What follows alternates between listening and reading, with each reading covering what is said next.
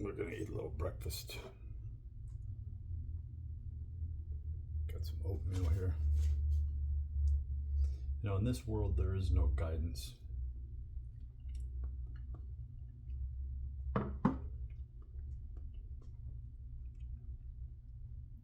It's hot. A weak cup of coffee. There isn't any teaching or instruction. There is only a play for power. Right? So when somebody teaches another person, takes on the responsibility of teaching, they're going to hold back. Even more so, they're going to test that other person based on presuppositions of worthiness, intelligence, but really a grit, right? Of whether or not this next person is worthy of being the Padawan, right? And I remember taking acting class when I was about 19, 20 years old. And you'd think, oh, you're just signing up for this acting class. And, you know, it's down on the roster here. And you go to this acting class, and it's like this psychological mindfuck drama. And this occurred in both acting classes that I attended. One, this girl was so traumatized that she, so I mean, you're meant to assume the role of another entity. In fact, you're supposed to void yourself out and tap into a very cathartic, dramatic experience in your life, and then systematically become someone else and root that energy through you. You are, in a sense, being MK Ultra'd right there, then and there. And I remember this girl just completely freaking out. She went back into this aggressive state and she couldn't get back out. It's like she was trapped in that state. And the acting coach had no idea what the F was going on, and was basically like trying to coach her to continue on to do that, even though she was screaming at the top of her lungs. And even had a little diatribe speech about this person, putting them down as if they weren't worthy because they couldn't become a ragdoll to the Muse. I think about chess. I think about you're you know, like the rook. You know, you're only allowed to go into this L-shaped pattern. You know, each piece, and I suck at chess, but each piece can only move in a particular direction, the particular order, even in a particular juncture or subset or time. And that takes us back to my original thought, is that you really have these preset notions of worthiness and value. And that worthiness and value is based upon whether or not you are going to assert your power and control, which is a form of violence. Everything in society,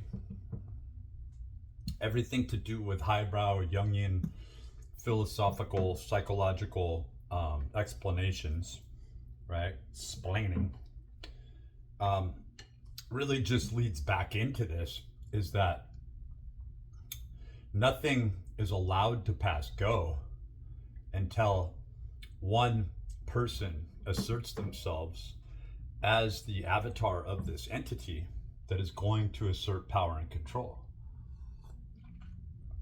And we watch it out in the open. Trump is the person who would fall. He is the weakest link. He's that little story of that little bee or that little ant, or that, it's told over and over again. But they tell it in such a way as if that one singular soul entity that speaks for en masse, that speaks for the majority, is going to become this Messiah. Trump's no Messiah. People don't realize the agenda that he's stepping forth for, and why he's degrading, why he has a terrible memory, terrible, he's dishonest to the nth degree. He has no physical command over himself. He lies about everything. He ain't no 6'3". He's about 6 foot tall, maybe 6 foot and a half. You can look at the videos that I've displayed here, comparing him to people who are 6'3", that tower over him. He ain't no 220 pounds. He is, by all means and all measures, obese, and he's about 250 to 270 pounds. He has a terrible constitution. He eats junk food. His skin looks terrible. His eyes look demonic. Every choice that he makes is a money decision, and money is his god, and money couldn't be more transient and more ephemeral. And what it is it's the capitulation, instant capitulation and supplication to power. He bows down to power. Like, South Park's got him. Satan doesn't even want him. Satan doesn't even know what to do with him. Like, Trump is the weakest link. You could put him in any time, anywhere, and he will always make the same decision. He wants to be the guy at the top of the hill. And everyone else that follows along with him wants to see him as this child with bright eyes who just wants everything and will kick and scream until he does. He failed. He failed miserably. He failed himself. He failed his family, with his Jewish children, who stand in awe and reverence and confusion, because none of them have that spark of greed. But they sure love their lavish lifestyle, even though that they are more than likely all well below Rhoda's genius. You look at them and they have this spaced out look in their eyes. Tell me it's not so. All of them. They just have this spaced out look. Like, what the fuck's going on? How did I get here? How did I get here with this bozo in charge? Like, what the fuck's going on? This doesn't make rational sense. And then they just write one book after the other, and someone else can do it. Someone else can do all the work for them. And they can take all the credit and think that that is intelligence, that's smarts. So, a learner taking on a young Padawan. Isn't that what Pierre Proudhon had talked about? Huh? Isn't that what mutualism was? Isn't that why the French government stood up against Pierre Proudhon? Made a mockery of him? So it's so obvious what cryptocurrency is. And it is the digitized state of a tally stick. And it's to say, look, what if we just do a sleight of hand and make all the store of wealth just disappear? No, we don't need a store of wealth. We'll confuse the fuck out of people to where they're spending money that's just printed off and created. They see the money and they don't see the tangible value of it or the assets, nor are they standing going on any sort of marches or tirades that their wealth has been taken from them. No, all these promissory notes, including their land, has been stripped from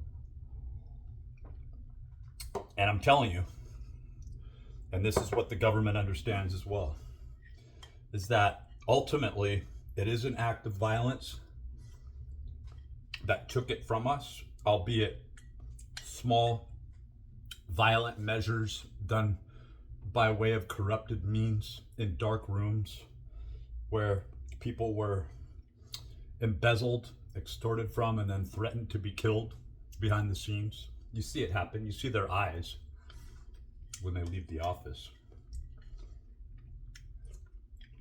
Suddenly, the thing that has the most importance to them is their life. But at what cost was that? Was a life that has no value now because you can't live with yourself. And so we're always forced to this violent measure where in order for us to fight for what is true, what is pure, what is principle oriented, what all these men, right? David Hume with probity, recognized and understood, and why Nietzsche said that famous statement about God being dead, and that we killed God. We killed the conceptualization of God. Right? We took on our science. And that's what we do. Every time we stare at a cell phone, use a cell phone to record, right? Use a cell phone to death scroll, use a cell phone to check on everything from our bank accounts to our friends and family. We are supplicating back to the science. It's computer science. It's number science.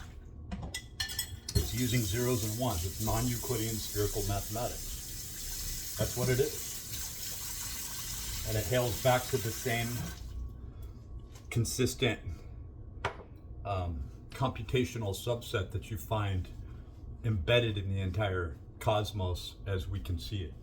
Even as we look out there, James, the Hubble and the James Webb, and probably the Lucifer Vatican, what is it, like Lucifer 1 and 2, we see amino acid signatures, codified expressions, building blocks. How long has this been going on? And how much longer are we going to put up with it until we ultimately can no longer pretend to be this slave morality, right? This master morality or slave morality. In the end, the master morality stands up, albeit for all the wrong purposes, just for, right, so far.